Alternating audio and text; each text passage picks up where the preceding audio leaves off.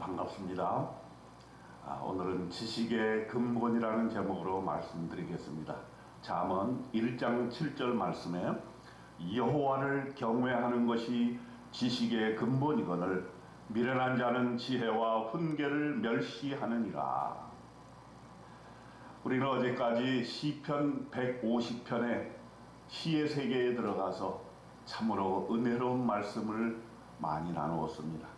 오늘부터는 잠언 1장부터 31장까지 하루에 한 장씩 읽겠는데, 묘하게도 한 달이 31일인데 31개 장으로서 하루에 한 장씩 그렇게 지혜로운 말씀을 들으면 우리의 삶이 윤택하게 될 것이다.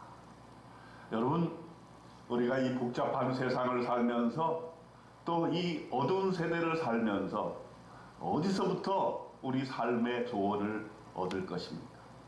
많은 매스컴과 많은 사람들을 둘러싸여가지고 우리가 방황하고 갈 길을 알지 못하고 내가 선택해야 될 길을 선택하지 못하는 그러한 삶 속에 살고 있습니다.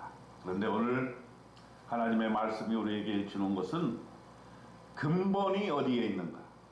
우리의 근본을 찾아야 된다. 근본이 있는 사람이 되자. 그런데 그 근본은 바로 여호와를 경외하는 것이지요.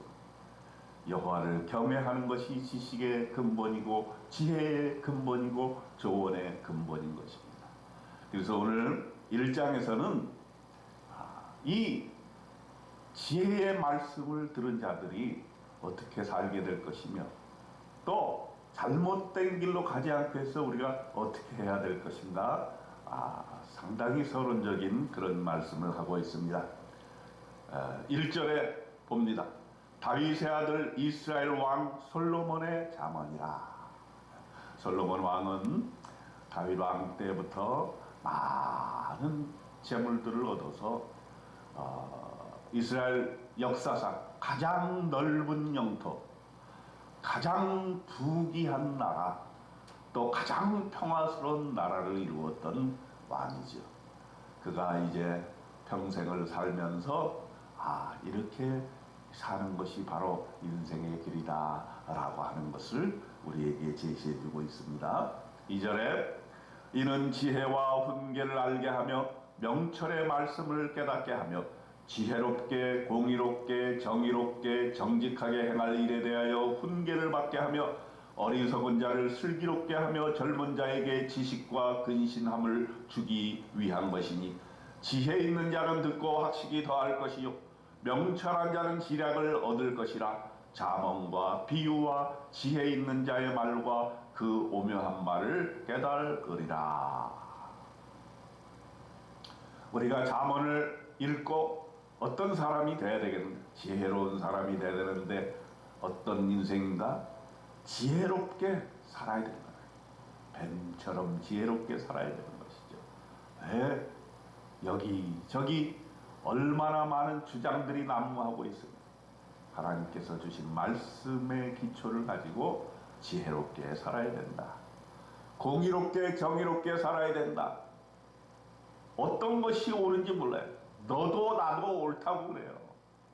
그런데 정말 하나님의 말씀에 비추어서 내가 어떠한 태도를 취해야 될 것인가, 내가 어떠한 삶을 살아야 될 것인가를 깊이 묵상하는 저와 여러분이 되시면 좋겠습니다. 그리고 정직하게 살아라. 하나님의 말씀에 따라서 정직하게 인생을 살게 되어질 때 어리석은 자는 슬기롭게 되고 젊은 자들은 지식과 근신함을 갖게 되고 지혜 있는 자는 더 학식이 높아질 것이고 명철한 자는 지략을 얻을 것이라고 말씀하고 있습니다. 이 모든 것은 7절에 결론적으로 나와 있습니다. 여호와를 경외하는 것이 지식의 근본이거늘 미련한 자는 지혜와 훈계를 멸시하느니라. 우리가 하나님을 예배하고 하나님을 찬양하고 하나님을 내 마음의 중심으로 모시게 되어질 때 그것이 바로 지혜의 출발이라고 하는 것입니다. 그리고 8절에 내 아들아 네 아비의 훈계를 들으며 네 어미의 법을 떠나지 말라. 이는 네 머리에 아름다운 관이요 네 목에 금사슬이니라. 아버지와 어머니 부모가 주시는 그러한 교훈, 더 나아가서 우리 권세가 주는 인생의 깊은 맛을 아는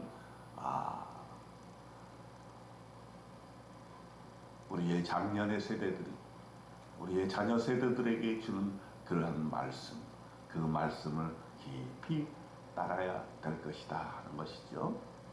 그리고 10절부터는 악한 길을 가지 말라 하는 것이죠. 우리가 피해야 될 것 세 가지를 얘기합니다.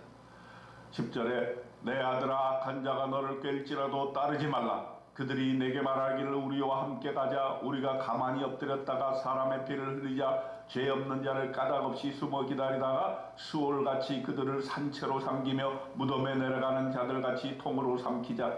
우리가 온갖 보화를 얻으며 빼앗은 것으로 우리 집을 채우리니 너는 우리와 함께 제비를 뽑고 우리와 함께 전대를 하나만 두자 할지라도 내 아들아 그들과 함께 길에 다니지 말라.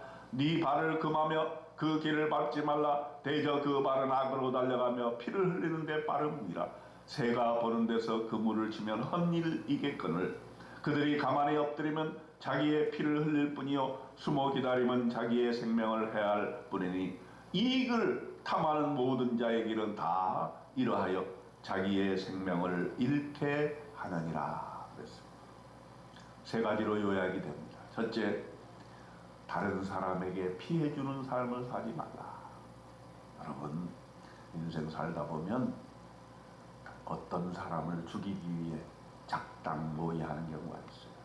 어떤 사람을 소외시키고 어떤 사람이 잘못된 길로 가게끔 만드는 것, 이거 하나님 앞에 큰 죄입니다. 특히 우리 믿는 사람들은 다른 사람을 살리는 말, 다른 사람을 도와주는 말, 다른 사람이 하나님을 믿게 하는 그러한 존재들이지 다른 사람을 낭만케 하고 어둠의 길로 가고 악의 길로 가게 하고 자기의 유익을 위해서 다른 사람을 넘어뜨리는 일을 하지 말라는 것입니다.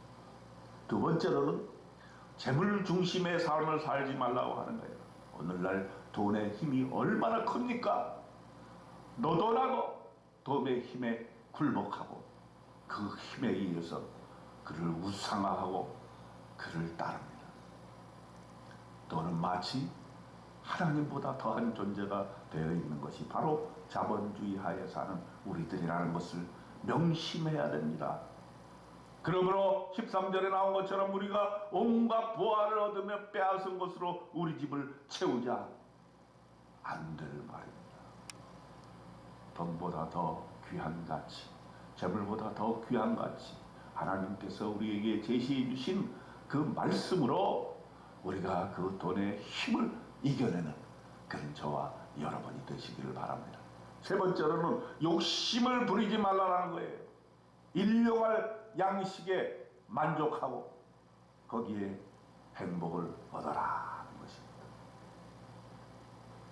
19절에 이익을 탐하는 모든 자의 길은 다 이러하여 자기의 생명을 잃게 하느니라.